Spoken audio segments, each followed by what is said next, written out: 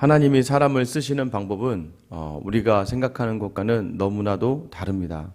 여러분이 알고 계셔야 되는 거예요. 어떤 일을 할 때 하나님이 세상은요, 다 준비된 사람이, 다 갖춘 사람이, 다 가지고 있는 사람을 사용한다고 생각합니다. 그러나 하나님의 방법은 굉장히 다르죠. 하나님은요, 하나님이 원하시는 대로 그가 부족하든 부족한 사람은 부족한 대로, 가지고 있는 사람은 가지고 있는 대로. 다윗이 그 이세의 마지막 아들, 거의 막내였을 때에 아무것도 아닌 다윗을 하나님이 쓰시고자 했을 때, 여러분 사울도 마찬가지였죠. 사울 왕도 처음에는 겁쟁이였죠. 두려움이 많고 염려가 많은. 그럼에도 불구하고 하나님이 사용하고자 하시면 하나님께서 영을 주시고 붙드시며 인도하신다는 거예요. 또 하나는요, 때로는 준비한 사람을 쓰시기도 합니다. 바울처럼 이스라엘의 모든 구약에 능통했던 여러분 그런 사람들 하나님께서 또한 쓰시기도 합니다. 중요한 건 무엇이냐면 하나님이 쓰시는 거죠. 우리는 자꾸 무엇을 생각하냐면 내가 준비되지 않아서 하지 못해 라고 생각하며 두려움과 근심에 있어서 하나님이 원하시는 바를 행하지 못할 때도 있어요. 반대로요, 어떤 사람들은 자기가 자기에 대해서 만족하고 준비가 되어 있고 자기는 다 되어 있다고 생각하며 교만한 자리에 서 있는 경우가 있습니다. 그래서 하나님은 어떻게 하십니까? 교만하는 그 교만을 꺾으시는 거예요. 또 때로는 연약한 자가 생각하지 못하게 하나님의 손에 쓰임받게 하시는 거예요. 여러분이 지금 주저하고 계십니까? 여러분의 부족을 채우시는 하나님의 손을 구하시며 기도하시며 나아가시면 되고요. 여러분 지금 내가 모든 것을 할 수 있다고 생각하십니까? 여러분이 가정과 직장과 교회에 자신만만하세요? 여러분 두렵고 떨리는 마음으로 내가 지금 마지막의 선을 내가 붙잡고 있는 건지 하나님께 온전히 내어드리고 있는 건지 여러분 거기에서부터 여러분이 구해지는 거예요. 새생명 전도축제가 은혜 가운데 잘 맞춰졌습니다. 참 감사하게도 진행하는 과정 속에서도요 여러 가지 일들이 있더라고요. 한 선동님은 어제 저에게 장문으로, 우리 교회 출석하시는 분 아닌데 아마 유튜브나 또 블로그를 보면서 참 저에게 많은 격려도 해주시는 분이었는데 최근 한동안 특별한 연락을 안 주셨다가 어제 연락을 주셨어요. 저한테 먼저 죄송하다고 이야기하면서, 왜냐하면 왜 전도축제 같은 걸 하는지 모르겠다, 목사님들이 이거 하는 거 사람 늘리려고 하는 거 아니냐, 사람을 늘려서 교회 채우고 교회가 뭔가 좀 있어 보이고 많아 보이는 거 그것 때문에 하는 것 아니었나, 이런 생각을 좀 하게 되었고, 또 신앙생활 하다 보면 여러분도 여러분의 예전에 교회 섬기거나 또는 지금 다른 교회 섬기고 계실 때 그런 경험하시잖아요. 마치 동원이 되고 뭔가 일을 해야 되는 것처럼 느껴지는 것. 그러니까 지난 한 달 동안 쉽지는 않았죠. 왜냐하면 이제 저도 계속 긴장을 하고 항상 무엇을 놓치지 않으려고 하냐면, 여러분 형태가 중요하진 않습니다. 무엇을 하냐가 중요하진 않아요. 근데 중요한 건 그것을 왜 하느냐, 무엇을 붙들고 하느냐가 중요한 거죠. 전도축제를 왜 할까요? 간단하죠. 지금 남편을 위해 눈물을 흘리고 기도하고, 자녀를 위해 눈물을 흘리고 기도하고, 친구와 지인을 위해서 어떻게든 예수 믿게 하려고 눈물을 흘리며 기도하는 성도들이 있는데, 여러분 그 사람들에게 유명하신 목사님을 데려와서 부흥회라고 축제를 할 때 그 사람들이 목사를 알겠습니까? 교회 오겠습니까? 그래도 세상과의 접점에서, 또 세상에서 좀 잘 나가다가 예수를 만난 사람들, 이런 이야기를 듣다 보면 도전이 될 수 있고 호기심을 가지고도 나올 수 있는 그 접점을 만들어 드리는 거죠. 그러니까 성도님들이 내가 전도하고 싶었는데 계기가 되지 않았는데 그 계기로 인해서 누군가를 전도할 수 있는 그 기회를 드리고 싶었고, 중요한 건 무엇입니까? 이것을 준비하는 과정이 일이 되지 않고 끝나고 나서 제가 참 감사했던 건 그날 몇 명이 왔네 안 왔네 이거보다는 준비하던 모든 성도들의 얼굴에서 웃음이 있고 보람이 있고 만족이 있고, 주일 예배 끝나고 나서 성도들이 다들 업이 되셔서 다들 이렇게 이게 너무 좋으시니까 가지도 않으시고 끝까지 서로 오늘 있었던 일들, 누가 왔었는데 어떤 일이 있었네, 어떻게 오게 되셨네, 이런 이야기들 나누면서 기뻐하시고 좋아하시는 모습 보면서 이게 바로 목사로서 참 제가 그래도 저도 감사함을 느끼며 마무리할 수 있었던 자리들이죠. 누가 하시는 거니까 그렇습니까? 마지막 끝까지 하나님이 하시는 거예요. 오면 온 대로도 하나님이 하시는 거였고, 안 오면 안 오는 대로도 하나님의 시간 속에서, 하나님의 계획 속에서 있다는 것이죠.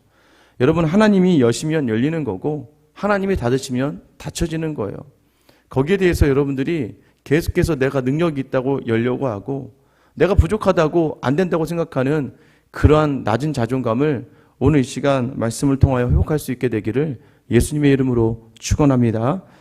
오늘 여러분 1절 시작할 때 길르앗 사람 입다는 큰 용사였다라고 얘기해요. 큰 용사가 한 명 더 있죠. 기드온도 그랬어요. 하나님이 큰 용사라고 불렀는데 큰 용사는요, 기드온도 겁쟁이였고 이 입다는 뭐라고 이야기합니까? 기생이 길르앗에게서 낳은 아들이요. 기생이의 아들입니다. 첩의 아들이었고, 첩도 아닌 그냥 술집 여자의 아들이었고, 결국에는 길르앗의 아내의 아들들에 의해서 집에서 쫓겨나는 인생이 됩니다. 그 인생이 얼마나 기구합니까? 자기가 그 기생의 아들로 태어나고 싶었겠어요. 그런데도 불구하고 그는 그 아들들, 아버지의 배다른 자식들에 의해서 철저하게 수모와 조롱을 당하며 그 집에서 쫓겨나게 됩니다. 그러면서 그들이 뭐라고 이야기하냐면, 너는 다른 여인의 자식이니 우리 아버지의 집에서 기업을 잇지 못하리라. 여러분, 그럼에도 불구하고 성경은 큰 용사다라고 이야기하고 있어요. 우리가 예수의 일을 하다 보면, 주님의 일을 하다 보면요, 우리 안에서 너무나도 혼자 스스로가 많이 생각하다가 무너지는 것들이 너무나 많습니다. 왜요? 사람들이 그러거든요. 너 배우지 않았잖아. 너 가진 게 없잖아. 너 몸이 약하잖아. 여러분, 우리 여러 가지 제약된 환경을 가지고 계속 우리를 향해서 너는 안 돼. 너는 안 돼. 라고 이야기할 때가 있다는 거예요. 여러분, 그러나 기억하시기 바랍니다. 그것은 그저 세상의 이야기일 뿐이에요. 하나님의 사람으로서는 우리는 하나님과 이야기하는 거예요. 하나님이 마음 주시면 담대하게 발걸음을 내딛는 것이고, 하나님이 멈추라 하시면 내가 아무리 할 수 있다 할지라도 멈추는 것이죠. 입다의 삶이요, 그랬던 삶이에요. 사람들이 여러분을 보는 시선은 어떻습니까? 저를 보는 시선은 어떻습니까? 예전에 큰 교회 부목사로 있을 때는요, 사람들이 바라보는 시선은 저에 대한 기대와 야, 너 대단하다, 좀 도움을 받고 하려고 하는 시선이었고, 지금 이제 작은 교회 담임 목사로 섬기고 있을 때는요, 야, 너 잘 지내니? 너 문제는 없니? 어렵지는 않니? 라는 시선을 받게 됩니다. 여러분, 그 차이가 있는 것처럼 삶의 자리에서 우리가 제약된 삶에서 우리도 모르게 다른 사람의 시선을 의식하며 살아갈 때가 있는 거예요. 너 가지지도 않았는데, 너 능력도 없는데 그거 할 수 있겠니? 라고 물어보는 것이죠. 상황은 더 안 좋아집니다. 어떻게 안 좋아지냐면 3절에 보면 입다가 그 형제들을 피하였다고 이야기해요. 두렵고 무서우니까 그 형제들을 피하였습니다. 그리고 돕당에 거주하며 잡류가 그에게로 모여와서 그와 함께 출입하였더라. 여기서 말하는 잡류라는 표현이 이 아노시 레킴이라는 단어인데, 어디에서 사용되어진 단어냐면, 여러분, 일전에 우리가 아비멜렉이 불량한 자들을 사서, 세겜에서 사서 자기 오브라에 있는 기드온의 아들들을 죽였습니다. 그때 불량한 자다라는 표현하고 오늘 본문에 등장하는 이 잡류라는 표현이 같은 표현이에요. 그러니까 방탕하고 경박한 사람들, 돈만 주면 무엇이든 할 수 있었던 사람들이라는 것이죠. 그런데 다만 차이가 있습니다. 기드온의 시대와 지금 이 입다의 시대의 차이에서 신학자들이 많이 해석하기로는 돈으로 무엇이든지 하는 불량자라고 보기보다는 어쩔 수 없이 입다와 같이 그 출신이 천할 수밖에 없어서 버려진 사람들이라고 해석하기도 해요. 그러니까 잡류들, 어떤 그 사회적 기준으로 봤을 때는 우리가 우리나라로 치면은 양반의 집 안에 태어난 노예, 종, 그러니까 비천한 사람들을 이야기하는 것이죠. 입다에게 어떤 이유인지 모르지만 비천한 사람들이 모이게 되었고 그 사람들이 어떤 그룹을 형성하게 되었던 것 같아요. 여러분, 그럼에도 불구하고 제가 볼 때는 입다는 자기에게 주어진 삶 안에서 그래도 최선을 다하며 살았던 것 같습니다. 왜 그럴까요? 항상 준비된 사람에게, 또한 자기의 삶에 대해서 낙심하지 아니한 사람에게 반드시 기회는 찾아오는 것이죠. 여러분, 사람에게 항상 3번의 기회가 찾아온다고 이야기하지 않습니까? 3번은 기회가 있다. 근데 중요한 것은 자포자기하고 아무것도 준비되지 않은 사람에게 그런 사람들은 기회를 잡을 수가 없는 것이고, 준비된 사람들에게는 그 기회가 주어지는 것 아니겠습니까? 4절 말씀에 얼마 후 암몬 자손이 이스라엘을 치려 하니라. 암몬 자손이 전쟁을 일으켰다라고 이야기하고 5절에 보면 암몬 자손이 이스라엘을 치려 할 때에 여러분 우리가 우리의 삶의 자리에서 특별히 믿음의 자리에서 우리가 잘 준비되어질 때에 영적 전쟁의 순간에 특별히 어느 누군가가 고통 가운데 있어야 될 순간에 어느 누군가가 낙심해야 될 순간에 하나님이 우리를 사용하시는 줄 믿으시기를 축원합니다. 이번 전도축제에 가장 좋았던 것 중에 몇 가지는요. 우리가 참 감사하게도 우리가 저희가 불법적으로 우리가 전도하지는 말자. 다른 사람의 인상이 쓰게 하지 말자라고 하면서 우리가 비용을 지급하고 아파트 출입구에 그 게시에 돈을 내고 게시를 하지 않았습니까? 근데 한 자매가 그걸 보고 오신 거예요. 그러니까 다른 분들은 누구 친구 소개로 오거나 지인 소개로 오셨는데 그것을 보고 오신 거예요. 오셔서 그날 정말 큰 은혜 받고 끝나고 나서도 펑펑 울고 있는 거예요. 다행히 우리 권사님께서 같이 얼굴 보고 또 저에게 이렇게 인도해 주셔서 같이 기도했습니다. 그래서 다시 신앙의 자리 또 바로 그날 교회에 등록을 하셨어요. 교회 바로 등록을 하시고 또 주중에도 저랑 연락을 해서 이번 주부터 교회 나오겠다고. 그래서 본인이 어떻게 오게 됐냐면 그냥 그 집에 문득 엘리베이터 앞에 타려다가 옆에 게시된 그 전도지를 보고 오신 거예요. 여러분 하나님이 하시고자 할 때 하나님이 사용하시는 방법들은 우리가 만약에 그 전도지를 게시하지 않았더라면 그죠? 그래서 저는 전도지를 게시했던 금액이 하나도 아깝지 않더라고요. 하나님이 그 한 사람을 위해서 그 계획을 하게 하셨고 준비된 자리에 쓰셨구나. 여러분 영적 전쟁의 순간에 하나님이 필요한 순간에 우리가 하나님을 향해서 생각하고 하나님을 향해서 묵상하다가 이루어지는 모든 자를 통해서 하나님의 사람을 살리기 위한 도구로 우리를 사용하신다는 것을 잊지 마셔야 돼요. 그 자리가 어떤 자리입니까? 전쟁이 일어났어요. 그러자 길르앗의 장로들이 입다를 데려오려고 돕당에 갔다는 건 입다는 지금 그곳에서 입지적인 인물이 되었다는 것을 말하는 것이죠. 입지적인 인물이 무엇일까요? 자기에게 주어진 자리에서 주어진 환경을 탓하고 무너지고 낙심하지 않고 그 자리에서 최선을 다해서 어느 정도 우리가 자수성가라고 이야기하죠. 자기 자리에 최선을 다한 삶. 믿음의 자리는 바로 그런 거예요. 뭘 판단하고 비교하고 넘어지는 자리가 아니라 내게 주어진 자리에서 하나님이 내게 주신 자리로 여기며 소망의 자리로 여기고 그 자리를 감당해내는 거예요. 그러자 여러분 인생의 역전이 일어납니다. 여러분 반드시 지금은요. 여러분 세상의 것으로 기준하니까 사람들이요. 여러분을 보면 넌 뭐 가진 게 있는데 야 너는 뭐 건강하냐? 네 자식들은 뭐 괜찮냐?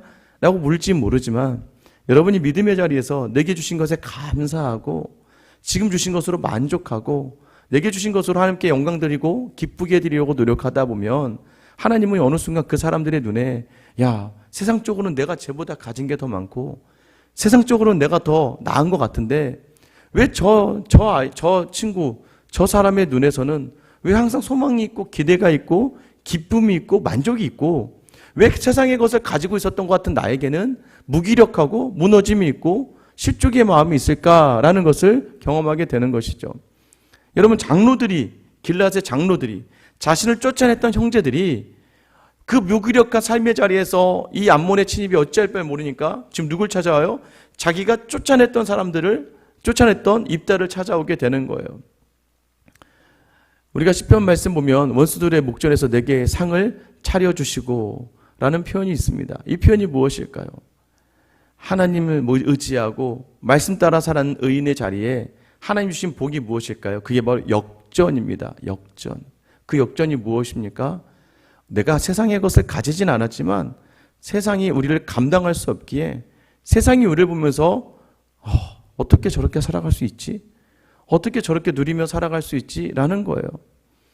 여러분 아직도 감사하게도 저는 사역의 자리가 쉽지는 않고 제 성향 자체도 쉽지 않은 성향입니다. 만약에 세상으로 살았다면 일 중독으로 아마 죽었을 수도 있는 상황인 것 같지만 그럼에도 감사한 건 항상 모든 자리를 할 때마다 하나님 주시는 감사와 있고 기쁨이 있다는 거예요. 여러분 그 감사와 기쁨이 있으니 몸이 힘들고 여러 가지 어려운 환경이 있어도 여러분, 하나님 때문에 주시는 감사와 기쁨은 뭔지 아세요? 너무나 어이가 없고 당황스럽고 힘든 일이 일어나도요, 하나님을 의지하는 자리에서요, 그렇게 크게 동요하지는 않게 됩니다. 반대로요, 세상 사람들이 볼 때 다 잘 되었고 너무나도 막 크게 일어난 일에서도요, 너무나도 감사하게 내가 했다라고 느껴지지 않고 자만하지 않고 교만하지 않는 자리에 있는 기쁨을 주시더라고요. 오히려 그럴 땐 더 긴장하고 더 살피게 되더라고요. 축제가 끝나고 나서, 전도축제 끝나고 나서 모두가 좋았지만 계속해서 우리 근처에 있는 성도님들에게 혹시라도 누군가가 실족할 수 있으니 그분들 좀 돌아봐 달라고, 혹시라도 그 자리가, 여러분, 이 자리를 통해서 지금 인생의 역전이 일어나는 입다의 모습을 보세요. 장로들이 와서 우리의 장관이 되어달라고 합니다. 하나님이 그렇게 우리를 갚아주시는 줄 믿으시기를 축원합니다. 여러분을 조롱하고 멸시했던 모든 자리에서요, 여러분, 당연히 우리는 힘들고 어려울 수가 있습니다. 왜냐하면 지금은 가지고 있는 것을 가지고, 내 손에 있는 것을 가지고 서로 비교하기 때문입니다. 그러나 여러분, 그거 따라가면 바본 거죠. 여러분 보세요. 언제는 미워하더니 이제 환난 당하니까 찾아와서 장관 삼겠다는 거예요. 그러자 입다도요, 확실하게 이야기하죠. 7절에 보시면 입다가 길앗 장로들에게 이르되 너희가 전에 나를 미워하여 내 아버지 집에서 쫓아내지 아니하였느냐? 이제 너희가 환난을 당하였다고 어찌하여 내게 왔느냐 하니라. 여러분, 세상을 꾸중할 수 있는 사람, 세상을 향하여 담대하게 그 잘못된 것을 지적할 수 있는 사람, 우리의 믿음의 자리가 바로 그런 자리라는 것입니다. 여러분 기억하셔야 돼요. 때로는 내가 하고 싶은 자리가 있어요. 내가 하고 싶고 내가 바라는 자리가 있어요. 근데 하나님께서는 때로는 거기에서부터 우리를 분리시킬 때가 있어요. 내가 누리고 싶은 자리가 있어요. 내가 추구하고 싶은 삶의 자리가 있어요. 근데 하나님은 거기서 우리를 분리하세요. 왜 그렇습니까? 하나님은요, 하나님의 구원의 도구로 우리를 쓰시기 위함임을 여러분 기억하셔야 돼요. 내게 주어진 자리가 하나님이 내게 밀어내신 자리라면 그 밀어낸 자리에서 불평과 원망을 하면 안 돼요. 여러분, 그냥 광야도 힘들어요. 힘든 광야에서 불평과 원망을 해봤자 자기만 더 힘들어지는 것이죠. 그런데 너무 놀라운 것은 감사하고 기도할 때마다 하나님은 감사에 더 큰 감사로 반응하시는 분이라는 거예요. 여전히 삶의 자리가 녹록하지는 않죠. 자녀들로부터 밀어냄을 당하는 것 같고, 남편과 아내로부터 밀어냄을 당하는 것 같고, 주변의 사람들로부터 왜 나를 향하여 이렇게 핍박하고 왜 나를 이렇게 무시하고 조롱할까라고 생각되어진 자리가 있습니까?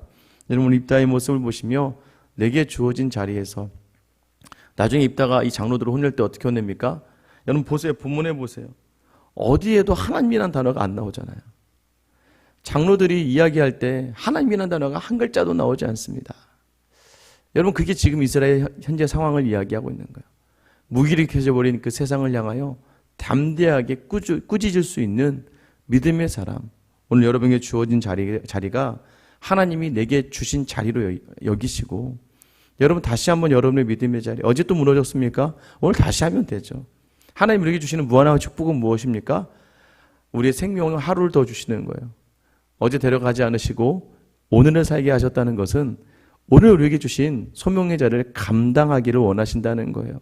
오늘 여러분 그렇게 여러분의 가정과 직장과 이 교회를 바라보시며 여러분의 소망을 주님께 두며 내 자리에서 하나님 주신 자리를 여기며 그 자리를 믿음으로 감당해내는 저와 여러분 되시길 예수님의 이름으로 축원합니다. 제가 기도하겠습니다. 사랑의 하나님, 사람을 세우려는 자리, 어느덧 그렇게 회개하고 그럼에도 불구하고 이내 사람의 손에 의지하려는 이스라엘 장로들의 모습, 하나님이 사용하시는 사람은 어떤 사람입니까?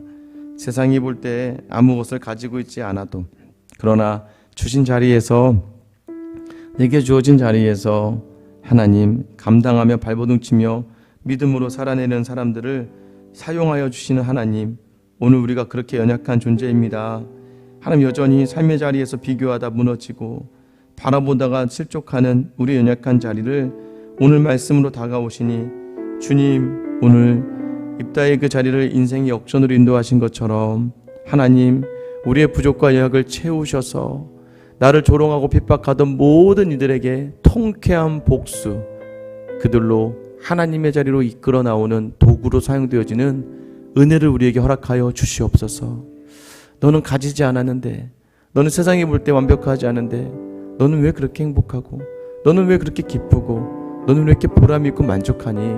라고 물어볼 때에 자신 있게 너 세상 버리고 예수 믿어야 돼, 너 예수 믿어야 된다라고 담대하게 이야기할 수 있는 그 모든 형편의 자리로 우리를 인도하여 주시고, 반드시 그 자리에 서서 하나님의 구원의 도구로 사용되어지는 저와 우리 모든 성도들 다 되게 하여 주시옵소서.